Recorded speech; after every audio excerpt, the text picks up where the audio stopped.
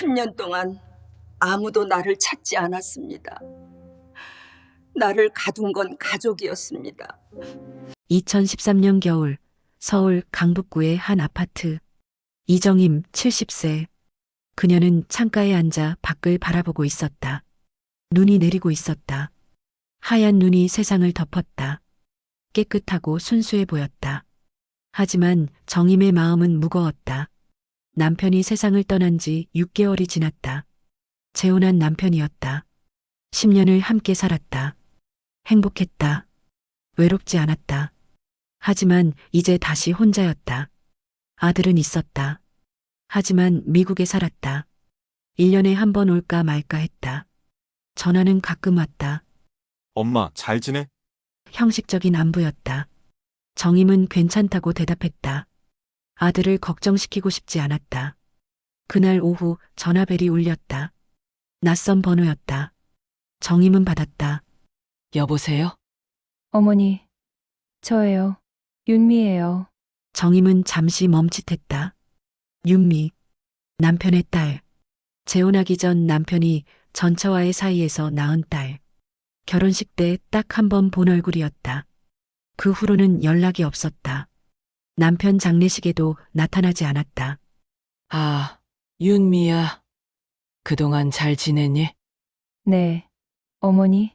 아버지 돌아가신 후에 연락 못 드려서 죄송해요. 사실 많이 힘들었거든요. 윤미의 목소리는 떨리고 있었다. 슬픔이 묻어났다. 괜찮아. 다들 힘들었지. 어머니, 지금 혼자 사세요? 응, 혼자 살아. 전화 너머로 한숨소리가 들렸다. 어머니, 제가 모실게요. 정임은 놀랐다. 갑작스러운 제안이었다. 뭐? 나를, 네. 어머니 혼자 계시면 외로우시잖아요. 저도 아버지 생각 많이 나고 어머니랑 함께 지내고 싶어요. 정임의 가슴이 따뜻해졌다. 외롭지 않을 수 있다는 생각. 가족이 생긴다는 생각. 그래도 너한테 폐가 될 텐데. 아니에요. 어머니, 제가 진심으로 모시고 싶어요. 아버지를 위해서라도. 정임은 망설였다. 하지만 그리 오래 망설이지 않았다. 외로움은 그녀를 잠식하고 있었다. 밤마다 찾아오는 침묵. 아무도 없는 집. 말을 걸 사람도 없는 하루하루. 그럼, 미안하지만 부탁해도 될까? 당연하죠. 제가 모실게요, 어머니. 전화를 끊고 정임은 미소 지었다. 오랜만에 느끼는 따뜻함이었다. 윤미는 착한 아이구나. 아버지를 잃은 슬픔에도 나를 챙기다니. 일주일 후 윤미가 왔다. 40대 중반의 여성. 단정한 옷차림. 부드러운 미소. 손에는 과일 바구니를 들고 있었다. 어머니, 뵙게 돼서 반가워요. 그래. 들어와. 윤미는 집안을 둘러봤다. 32평 아파트. 깔끔하게 정돈돼 있었다. 남편이 남긴 유산이었다. 정인 명의로 된 집이었다. 어머니, 이 집 혼자 계시기 너무 크시지 않아요? 그래. 좀 크긴 하지. 제 집으로 오세요. 제가 어머니 방도 따로 준비해뒀어요. 그래도 되겠니? 당연하죠. 어머니는 제 가족이에요. 가족. 그 단어가 정임의 마음을 움직였다. 그녀는 고개를 끄덕였다. 한 달 후 정임은 짐을 쌌다. 많지 않았다. 옷가지 몇 벌, 사진 앨범, 남편의 유품 몇 가지. 윤미가 도와줬다. 어머니, 이 집은 어떻게 하실 거예요? 글쎄. 아직 생각 못 해봤어. 제가 알아볼게요. 관리도 필요하고 세금도 나가잖아요. 제가 대신 처리해드릴게요. 고마워. 윤미야. 당연한 거려. 이제 저를 믿으세요. 믿음. 정임은 윤미를 믿었다. 그것이 그녀 인생 최대의 실수가 될 줄은 몰랐다. 차를 타고 윤미의 집으로 향했다. 서울 외곽 조용한 주택가였다. 2층짜리 단독주택. 외관은 깔끔했다. 우리 집이에요. 어때요? 좋네. 조용하고. 차에서 내려 집 안으로 들어갔다. 현관을 지나자 좁은 복도가 나왔다. 계단이 있었다. 2층으로 올라가는 계단. 어머니 방은 1층에 준비했어요. 계단 오르내리시기 힘드시잖아요. 그래. 고마워. 윤미가 복도 끝 문을 열었다. 작은 방이었다. 10평도 안 돼 보였다. 침대, 옷장, 작은 책상. 창문은 있었지만 작았다. 그리고 이상하게도 창문에 철창이 있었다. 윤미야. 저 창문. 아, 그거요? 이 동네 도둑이 많아서요. 안전을 위해 달아놨어요. 그렇구나. 정임은 불편했지만 참았다. 안전을 위한 거니까. 어머니, 오늘은 푹 쉬세요. 저녁 제가 만들어 드릴게요. 고마워. 윤미가 나가고 문이 닫혔다. 그리고 이상한 소리가 들렸다. 찰칵. 전자잠금 장치 소리였다. 정임은 문으로 다가갔다. 손잡이를 돌렸다. 열리지 않았다. 윤미야. 대답이 없었다. 정임은 다시 손잡이를 돌렸다. 여전히 열리지 않았다. 윤미야. 문이 안 열려. 복도 저편에서 윤미의 목소리가 들렸다. 아, 어머니, 괜찮아요. 그냥 안전장치예요. 밤에 어머니가 헤매시면 위험하잖아요. 제가 아침에 열어드릴게요. 하지만 걱정 마세요. 편히 주무세요. 발소리가 멀어졌다. 정임은 문 앞에 서 있었다. 불안함이 엄습했다. 하지만 곧 고개를 저었다. 윤미가 날 위해서 그러는 거겠지. 안전을 위해서. 그날 밤 정임은 잠들지 못했다. 창밖으로 달빛이 비쳤다. 철창 사이로. 그 빛은 차갑고 날카로웠다. 마치 감옥의 빛 같았다. 그녀는 아직 몰랐다. 이 문이 앞으로 10년간 열리지 않을 거라는 것을, 이 방이 그녀의 감옥이 될 거라는 것을. 창밖에서 까마귀가 울었다. 불길한 소리였다. 그 문 안에는 나의 감옥이 숨어 있었습니다. 일주일이 지났다. 정임은 여전히 그 작은 방에 있었다. 아침이면 윤미가 문을 열어줬다. 어머니, 주무셨어요? 부드러운 목소리였다. 하지만 정임은 밖으로 나갈 수 없었다. 윤미야. 나 좀 산책하고 싶은데. 어머니, 밖은 위험해요.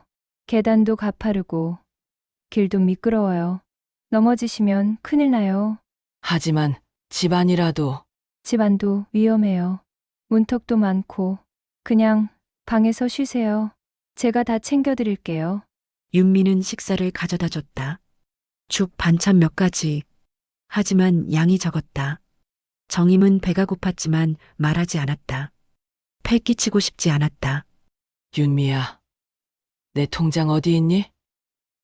용돈 좀 찾아야겠어. 아, 어머니, 제가 보관하고 있어요. 보관. 네. 어머니 혼자 관리하시면 분실할 수도 있잖아요. 제가 안전하게 보관할게요. 그래도 걱정 마세요. 필요하신 거 있으면 제가 다 사드릴게요. 정임은 불안했다. 하지만 참았다. 윤미가 날 위해서 그러는 거겠지. 2주가 지났다. 정임은 점점 약해졌다.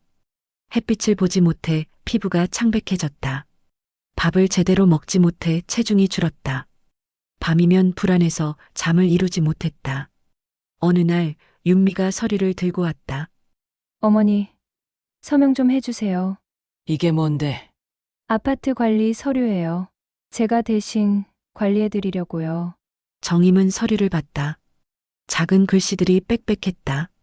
안경을 쓰지 않아서 잘 보이지 않았다. 안경 좀 가져다 줘. 아, 어머니, 그냥 여기 서명만 하시면 돼요. 제가 다 확인했어요. 그래도 어머니, 저를 못 믿으세요? 윤미의 목소리가 차갑게 변했다. 정임은 움찔했다. 아니.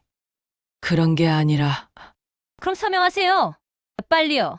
정임은 떨리는 손으로 서명했다. 윤미가 서류를 챙겼다. 그리고 미소 지었다. 하지만 그 미소는 차가웠다. 고마워요, 어머니. 윤미가 나갔다. 문이 닫혔다. 찰칵. 잠금 소리. 정임은 알지 못했다. 방금 서명한 서류가 아파트 매매 계약서였다는 것을, 자신의 집이 윤미 명의로 넘어가는 순간이었다는 것을. 한 달이 지났다. 정임은 더 이상 밖으로 나가지 못했다. 화장실도 방 안에 있는 간이 화장실을 사용했다. 씻는 것도 물수건으로 대신했다. 윤미야, 나 좀 씻고 싶어. 어머니, 욕실 바닥 미끄러워요. 넘어지시면 안 돼요. 그래도 조금만 참으세요. 나중에 제가 도와드릴게요. 하지만 나중은 오지 않았다. 정임은 점점 더러워졌다. 냄새가 났다. 머리카락은 헝클어졌다. 손톱은 길게 자랐다. 어느 날 이웃 아주머니가 찾아왔다. 정임의 친구였다. 아파트에 살 때부터 알던 사람이었다. 초인종이 울렸다. 윤미가 문을 열었다. 안녕하세요. 누구세요? 아, 저 정임 언니 지인인데. 정임 언니 있어요? 아, 어머니요? 어머니는 지금 요양원에 계세요. 네, 요양원. 네. 치매가 심해지셔서 어쩔 수 없이 보냈어요. 이웃 아주머니는 놀랐다. 치매, 정임 언니가 얼마 전까지만 해도 멀쩡했는데. 그게 갑자기 나빠지셨어요. 정말 안타까워요. 윤미의 목소리는 슬픔으로 가득했다. 완벽한 연기였다. 그럼 어느 요양원인데요? 제가 면회라도 가야죠. 아, 먼 곳이라서요. 그리고 어머니가 사람 만나는 걸 싫어하세요. 나중에 제가 연락드릴게요. 하지만 죄송해요. 지금 바빠서요. 나중에 연락드릴게요. 문이 닫혔다. 이웃 아주머니는 의아했지만 그냥 돌아갔다. 그랬구나 하고 믿었다. 방 안에서 정임은 그 대화를 들었다. 소리를 지르고 싶었다. 나 여기 있어요. 도와주세요. 하지만 목소리가 나오지 않았다. 윤미가 매일 주는 약 때문이었다. 어머니, 건강보조제예요. 드세요. 윤미가 주는 알약. 정임은 그게 무엇인지 몰랐다. 하지만 먹을 수밖에 없었다. 안 먹으면 윤미가 화를 냈다. 그 약은 진정제였다. 정임을 조용하게 만들기 위한. 그녀는 점점 무기력해졌다. 생각도 느려졌다. 시간 감각도 사라졌다. 달력을 보며 날짜를 세려고 했다. 하지만 달력도 없었다. 시계도 없었다. 창문으로 보이는 하늘만이 유일한 시간의 흔적이었다. 2개월이 지났다. 윤미는 정임의 예금을 모두 인출했다. 보험도 해지했다. 모든 돈이 윤미의 통장으로 들어갔다. 어머니 덕분에 제가 이렇게 살아요. 윤미는 친구들에게 말했다. SNS에는 효녀 이미지를 올렸다. 샵 가족사랑, 샵 효도딸 해시태그와 함께 사진 속 윤미는 밝게 웃고 있었다. 새 차 앞에서 새 옷을 입고 새 가방을 들고 엄마가 저한테 선물해 주셨어요. 감사해요, 엄마. 댓글들이 달렸다. 효녀네요. 부러워요. 어머니 복 많으시겠어요. 하지만 그 어머니는 지하방에서 썩어가고 있었다. 3개월째 윤미는 정임을 지하로 옮겼다. 1층은 남편이 사용해야 해서요. 어머니는 지하가 더 조용할 거예요. 지하방은 더 좁았다. 창문도 없었다. 냄새가 났다. 곰팡이 냄새. 정임은 벽에 기대어 앉아 있었다. 힘이 없었다. 일어날 수도 없었다. 밥은 하루에 한 번. 빵 한 조각과 물 한 컵. 이게 내 인생인가? 그녀는 중얼거렸다. 목소리는 쉬어 있었다. 벽을 만졌다. 차가웠다. 그리고 무언가를 느꼈다. 벽에 금이 가 있었다. 그 금 사이로 작은 못이 삐죽 나와 있었다. 정임은 그 못을 뽑았다. 그리고 벽에 긁기 시작했다. 내 이름은 이정희. 작은 글씨였다. 떨리는 손으로 쓴 글씨. 나는 아직 살아있다. 그것이 그녀가 남긴 유일한 흔적이었다. 세상에게 보내는 마지막 신호였다. 하지만 아무도 듣지 못했다. 세상은 그녀를 잊었다. 그녀는 이미 죽은 사람 취급을 받았다. 윤미는 밤마다 지하문 앞을 지나갔다. 그리고 속삭였다. 조용히 하세요. 내가 먹여 살려줬잖아요. 그 목소리는 차가웠다. 인간미라고는 찾아볼 수 없었다. 정임은 어둠 속에서 눈을 감았다. 눈물이 흘렀다. 하지만 소리내어 울지 못했다. 울면 윤미가 또 화를 낼 테니까. 하느님, 저를 도와주세요. 기도였다. 하지만 하늘은 대답하지 않았다. 지하방은 여전히 어두웠다. 창밖에서는 세상이 돌아가고 있었다. 사람들은 웃고 걷고 살아가고 있었다. 하지만 이정임은 그 세상에서 사라져 있었다. 10년간의 감금이 시작된 순간이었다. 1년이 지났다. 아니, 정임은 정확히 알 수 없었다. 지하방에는 시간이 없었다. 낮과 밤의 구분도 희미했다. 그녀는 벽에 줄을 그어가며 날짜를 세려고 했다. 하지만 언제부터인가 그것도 포기했다. 손에 힘이 없었다. 못을 쥘 수조차 없었다. 몸무게는 20kg이 빠졌다. 70kg이던 몸이 이제 50kg도 안 됐다. 갈비뼈가 드러났다. 피부는 종이처럼 얇아졌다. 조금만 긁어도 피가 났다. 머리카락은 빠져 있었다. 영양실조 때문이었다. 이제 머리숱의 절반도 남지 않았다. 손톱은 부러지고 갈라졌다. 발톱은 자라서 발가락을 파고들었다. 아팠다. 하지만 자를 도구가 없었다. 윤미는 한 달에 한 번 정도 내려왔다. 그것도 아주 짧게 어머니, 살아계세요? 확인하는 투였다. 살아있는지 죽었는지. 살아있어.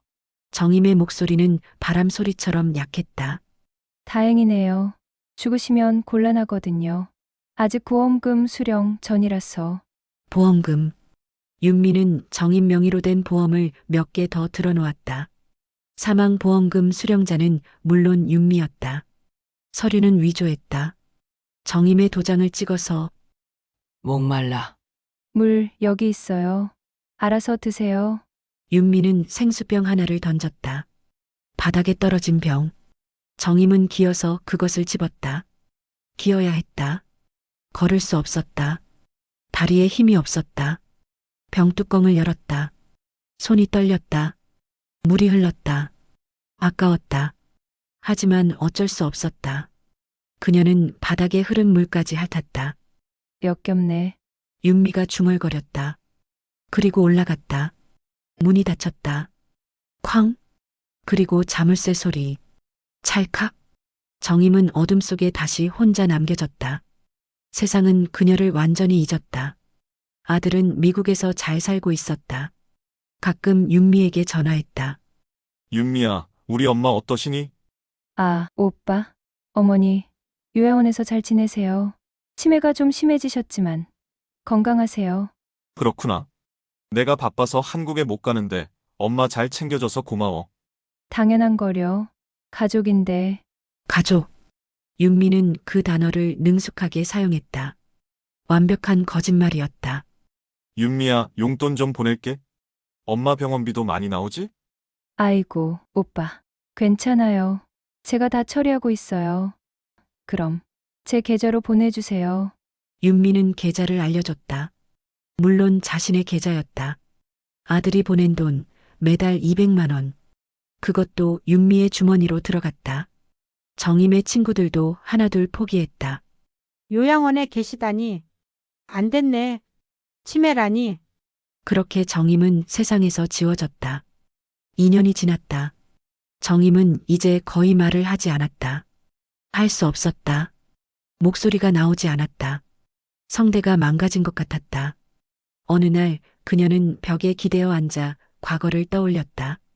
젊었을 때, 남편과 처음 만났을 때, 아들을 낳았을 때, 행복했던 순간들. 나는 왜 여기 있는 걸까? 눈물이 흘렀다. 하지만 눈물도 이제 거의 나오지 않았다. 몸에 수분이 없었다. 그녀는 벽에 새긴 글씨를 만졌다. 내 이름은 이정희. 글씨는 이제 흐릿했다. 먼지가 쌓여서 그녀는 손가락으로 먼지를 닦았다. 나는 이정임. 자신의 이름을 중얼거렸다. 잊지 않기 위해, 자신이 누구인지 잊지 않기 위해. 윤미의 삶은 점점 화려해졌다.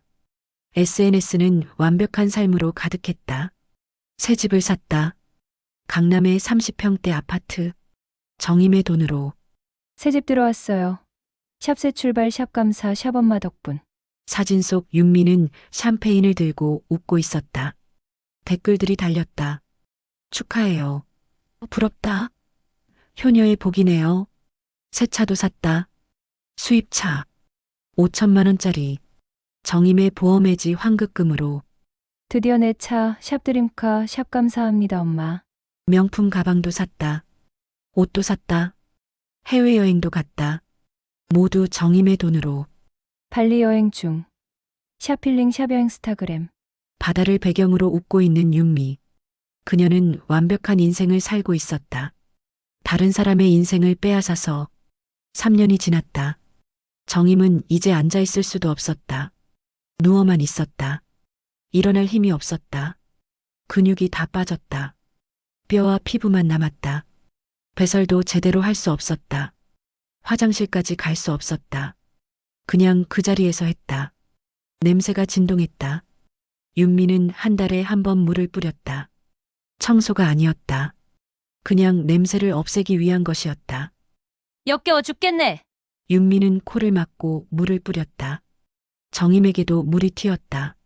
차가웠다. 하지만 정임은 반응하지 않았다. 반응할 힘도 없었다. 어머니, 아직도 안 죽으세요? 좀 빨리 죽어주시면 안 돼요? 윤미의 목소리는 짜증으로 가득했다. 보험금 받으려면 죽어야 하는데 언제까지 이러실 거예요? 정임은 눈을 떴다. 흐릿한 시선으로 윤미를 봤다. 하지만 아무 말도 하지 않았다. 할 수 없었다. A, C. 윤미는 욕을 하고 올라갔다. 문이 쾅 닫혔다. 정임은 다시 눈을 감았다. 죽고 싶었다. 하지만 죽지 못했다. 몸은 아직 살아있었다. 생명력은 질겼다. 5년이 지났다. 정임은 이제 거의 의식이 없었다.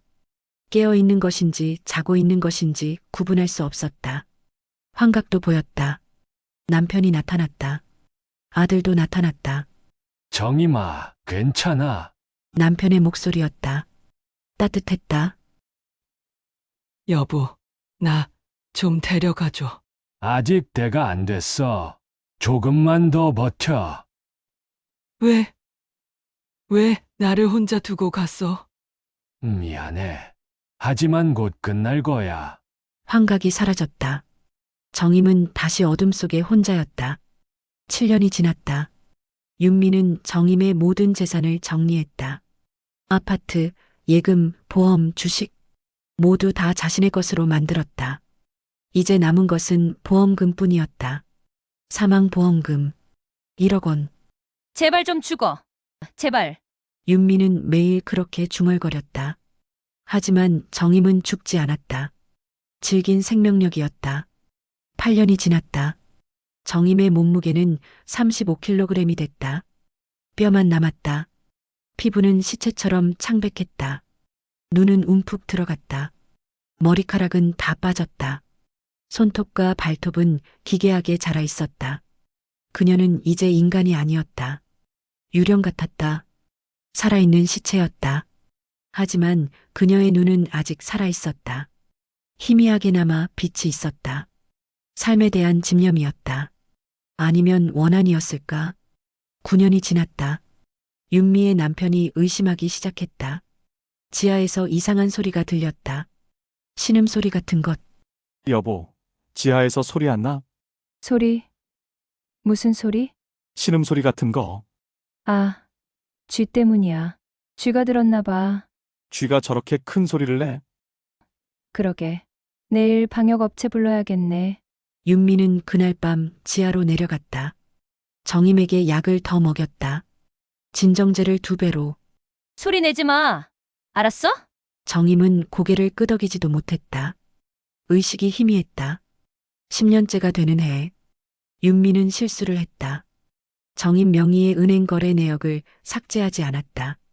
그리고 그것이 은행 시스템의 이상 신호로 잡혔다. 이 계좌. 10년간 거래가 없는데 갑자기 큰 금액이 인출됐네? 은행 직원이 의심했다. 그리고 신고했다. 금융감독원에. 금융감독원은 경찰에 통보했다. 명예 도용 및 금융 사기 혐의. 경찰이 움직이기 시작했다. 윤미의 집을 조사하기로 했다. 하지만 윤미는 아직 몰랐다. 10년간의 범죄가 막바지에 다다랐다는 것을. 정임도 몰랐다. 자신의 구원이 곧 올 거라는 것을. 그녀는 지하 어둠 속에서 숨을 쉬고 있었다. 약하게, 아주 약하게. 하지만 아직 살아 있었다. 벽에 새긴 글씨는 이제 거의 보이지 않았다. 내 이름은 이정희. 나는 아직 살아있다. 10년, 3650일, 87,600시간. 그 긴 시간을 지옥에서 보낸 한 여자의 이야기였다.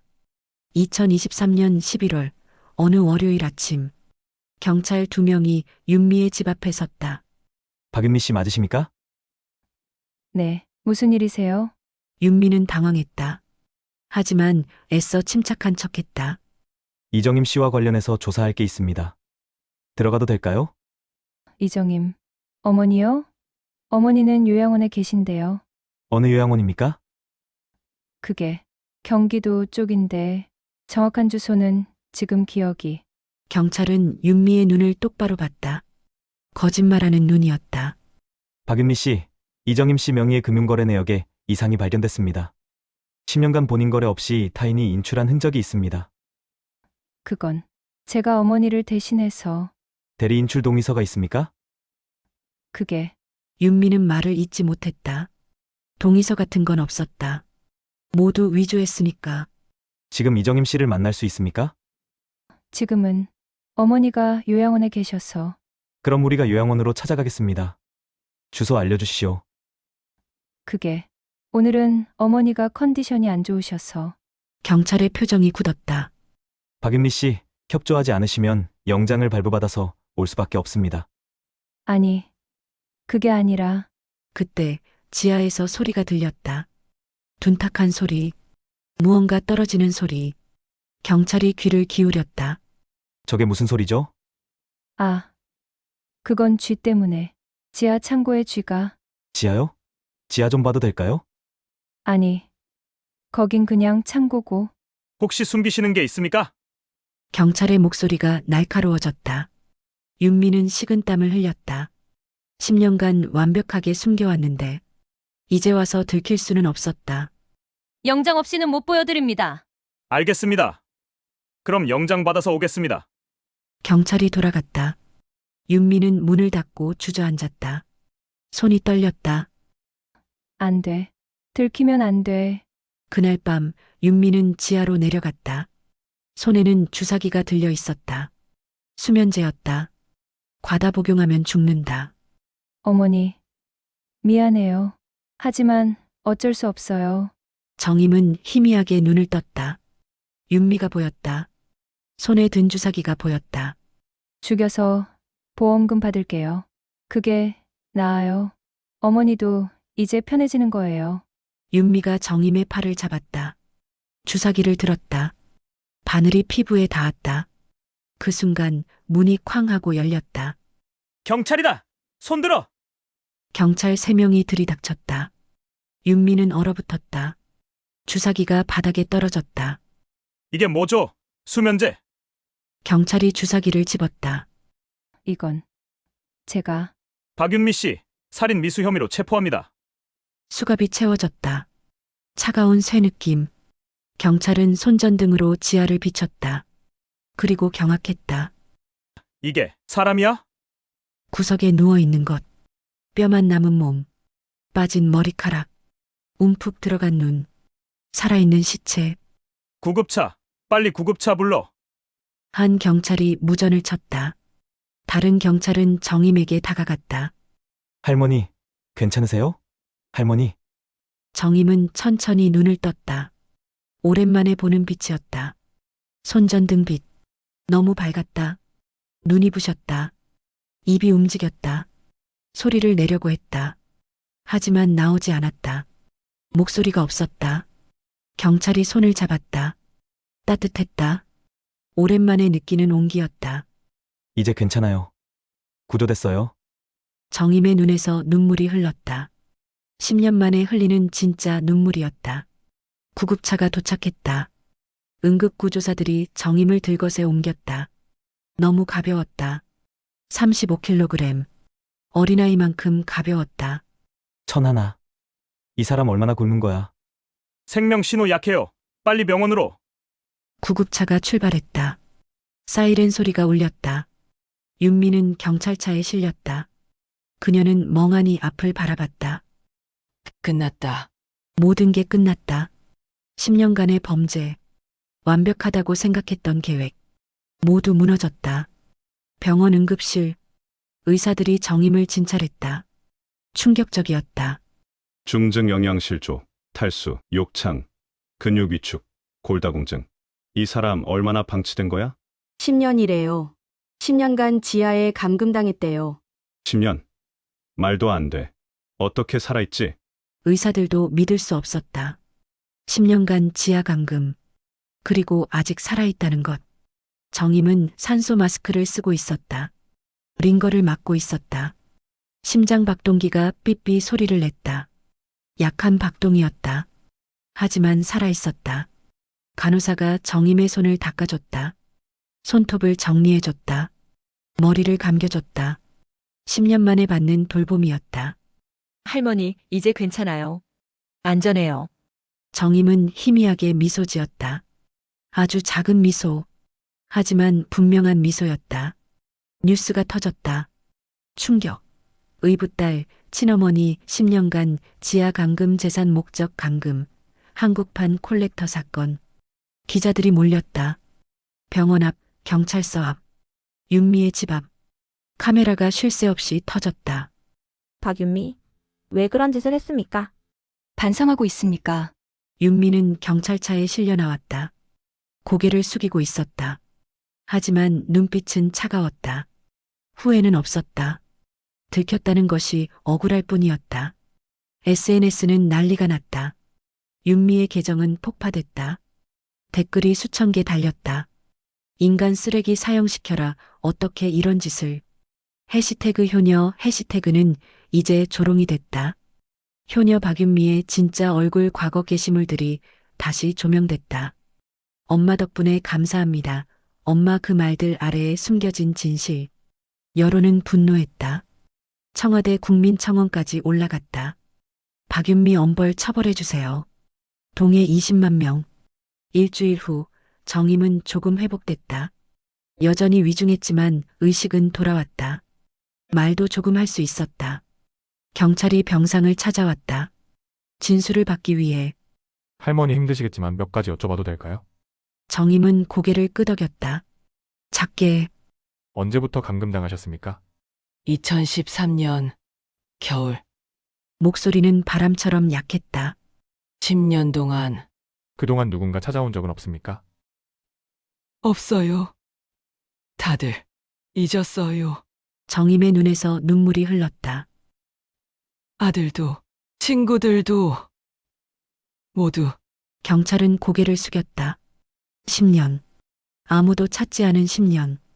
이제 안전합니다. 할머니, 정임은 작게 미소 지었다.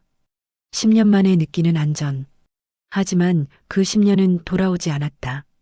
창밖으로 햇살이 비쳤다. 따뜻한 11월의 햇살.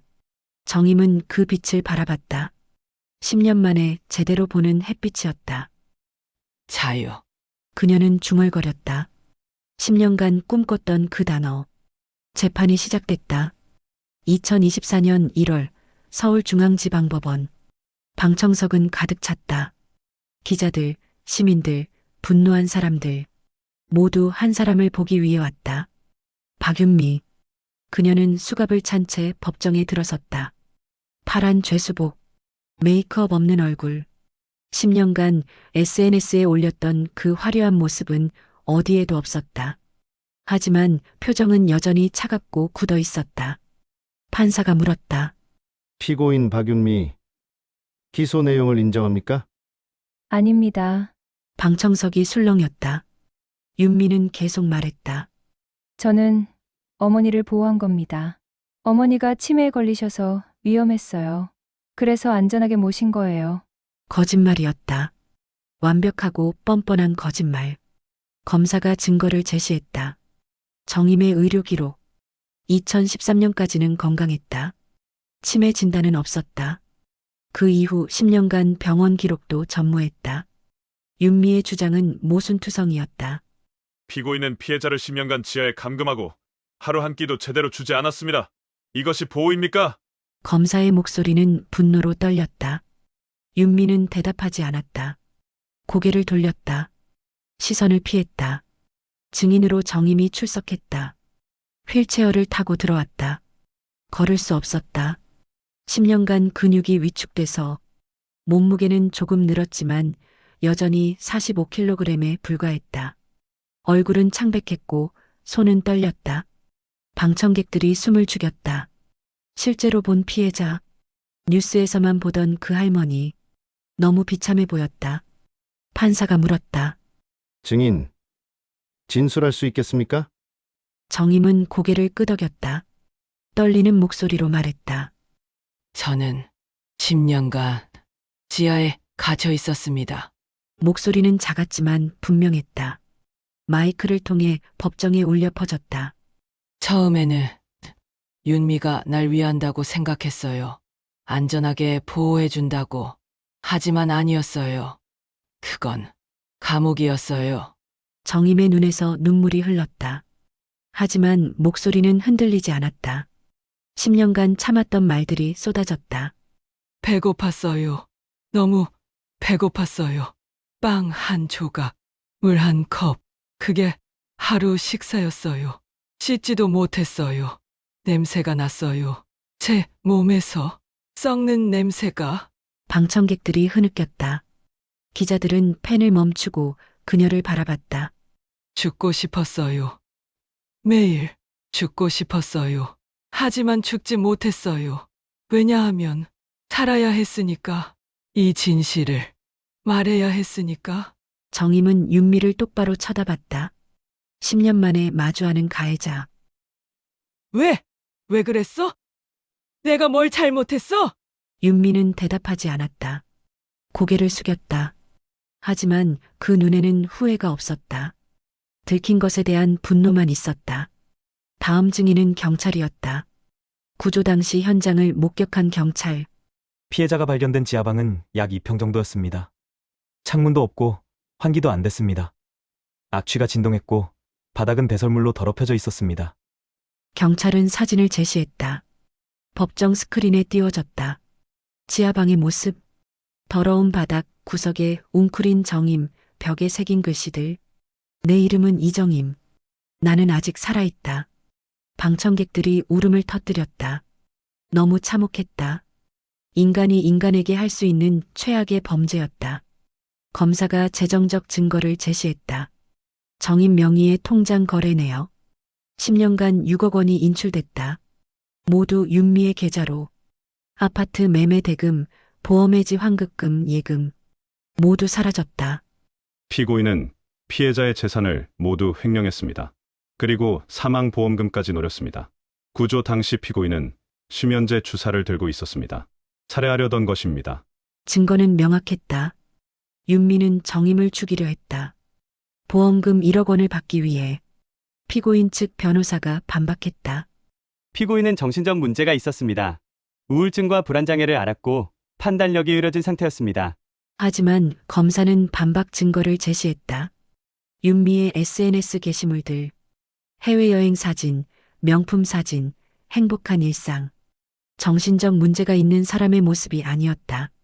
오히려 계획적이고 치밀했다. 피고인은 10년간 완벽하게 범죄를 은폐했습니다. SNS에는 효녀 이미지를 연출했고 이웃과 가족들에게는 요양원에 있다고 거짓말했습니다. 이것이 정신문제 때문입니까? 아닙니다. 이것은 계획적 범죄입니다. 재판은 3개월간 진행됐다. 증인은 12명, 증거는 200여 점. 모든 것이 윤미의 유죄를 가리켰다. 마지막 변론에서 검사는 말했다. 피고인 박윤미는 10년간 한 인간의 삶을 빼앗았습니다.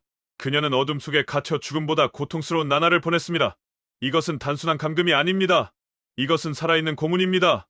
검사는 목소리를 높였다. 피고인은 인간성을 잃었습니다.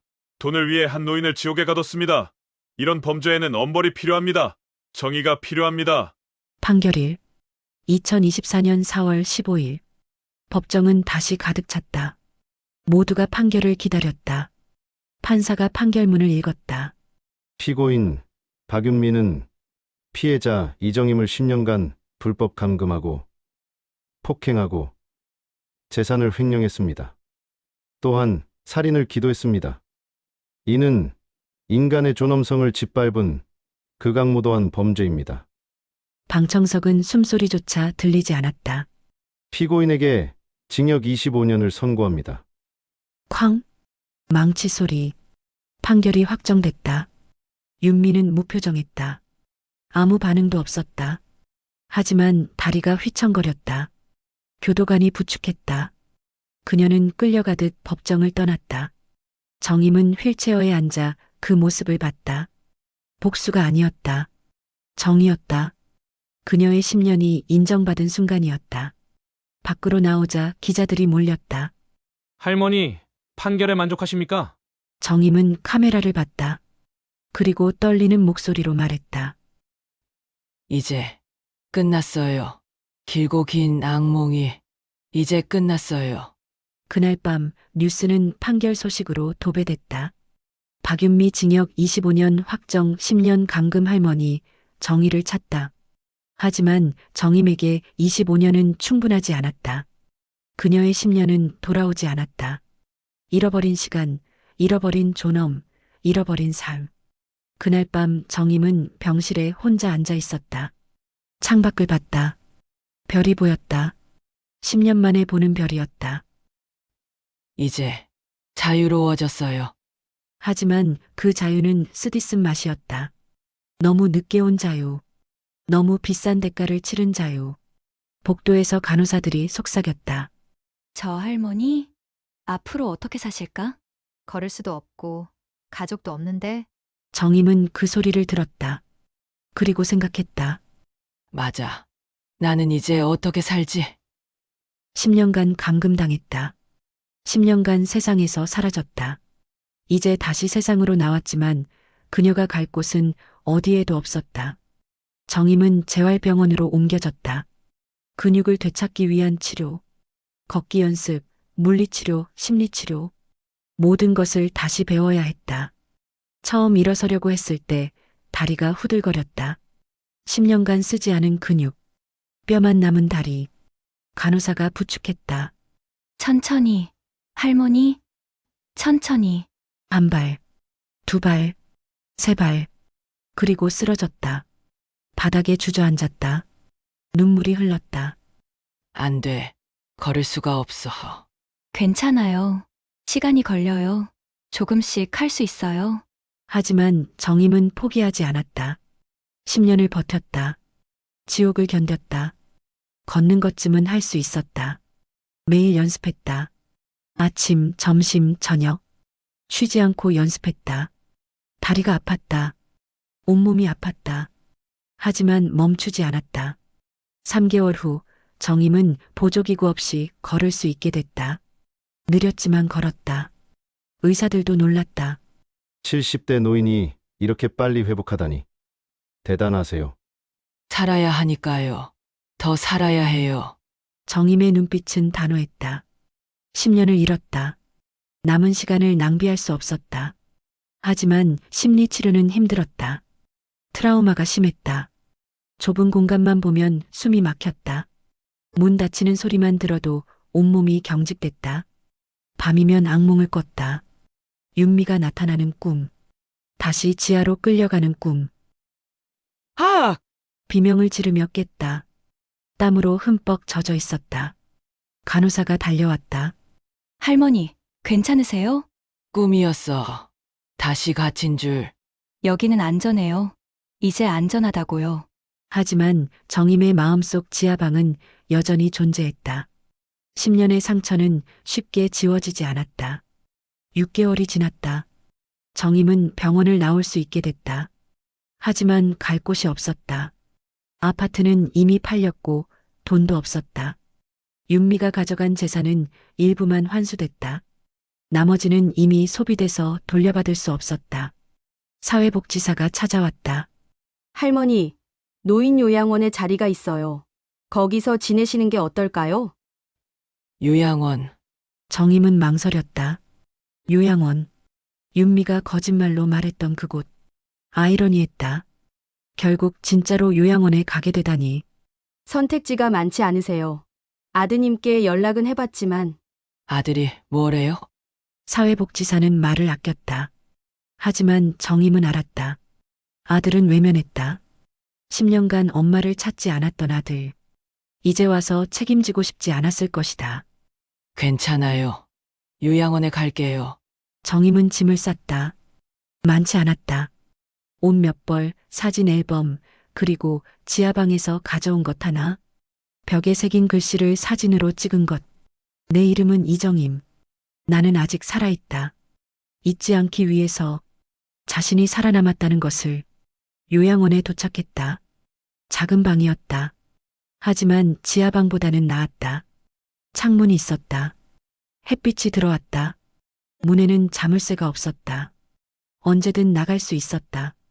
여기가 내 새 집이구나. 정임은 창가에 앉았다. 밖을 봤다. 사람들이 걷고 있었다. 자유롭게. 그녀도 이제 자유였다.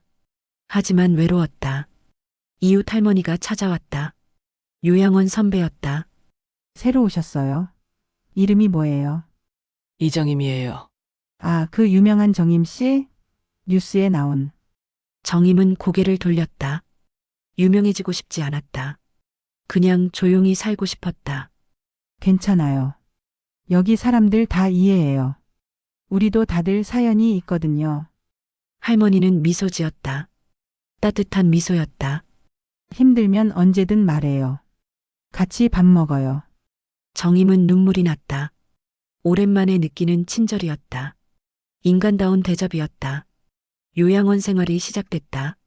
아침에 일어나면 식당에서 아침을 먹었다. 다른 할머니, 할아버지들과 함께. 처음에는 어색했지만 점점 익숙해졌다. 점심에는 산책을 나갔다. 요양원 정원. 작은 연못이 있었다. 물고기가 헤엄쳤다. 정임은 그것을 하염없이 바라봤다. 자유롭게 헤엄치는 물고기. 부러웠다. 저녁에는 TV를 봤다. 뉴스를 봤다. 세상은 많이 변해 있었다. 10년 동안 놓친 세상. 새로운 대통령, 새로운 기술, 새로운 사건들.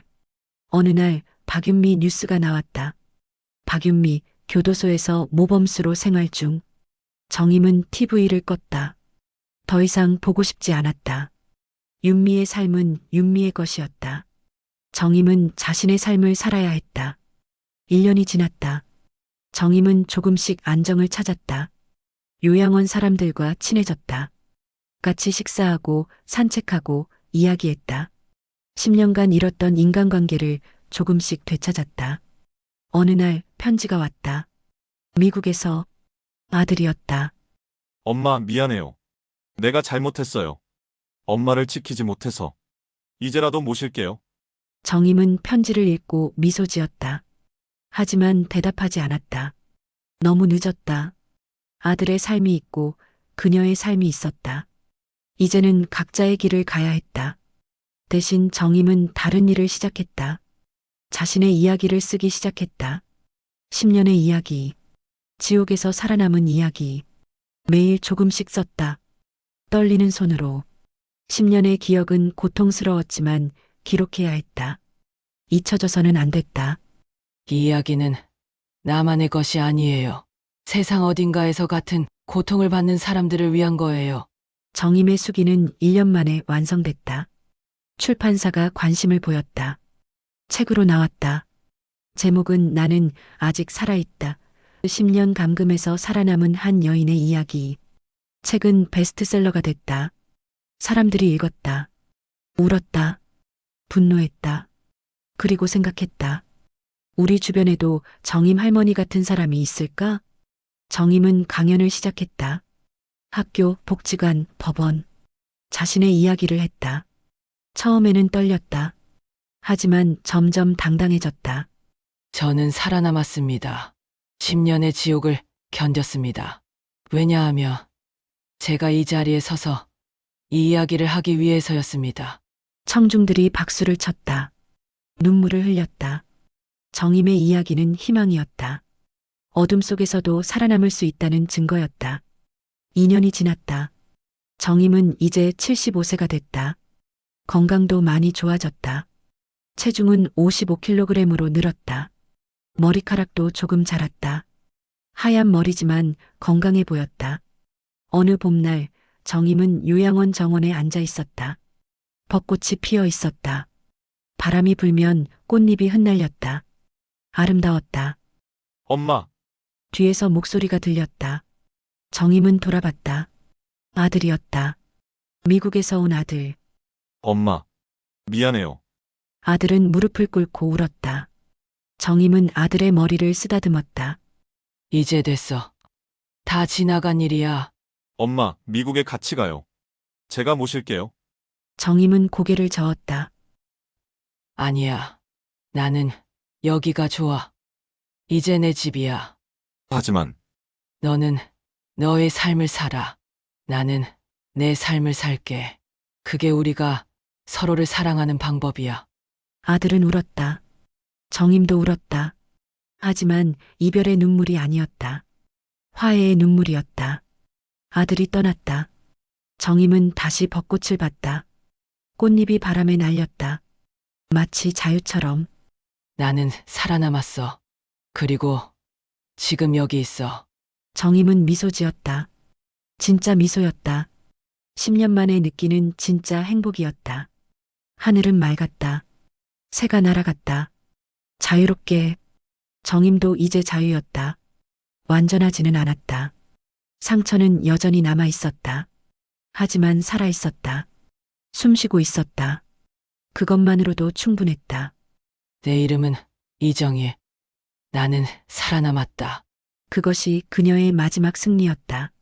10년간의 지옥을 이긴 승리. 인간으로서의 존엄을 되찾은 승리. 세상은 계속 돌아갔다. 사람들은 일상을 살았다. 하지만 이정임의 이야기는 남았다. 잊혀지지 않았다. 누군가의 경고가 됐다. 누군가의 희망이 됐다. 그리고 정임은 오늘도 살아간다. 요양원 정원에서 햇살을 받으며 자유를 느끼며 삶을 사랑하며 당신의 이야기를 더 깊이 전하고 싶습니다. 구독과 좋아요는 이 채널이 계속 움직일 수 있게 하는 힘입니다. 알림 설정까지 해주시면 새로운 사연을 가장 먼저 만나실 수 있어요. 당신의 한 번의 손길이 다음 이야기를 만듭니다. 함께 해주세요.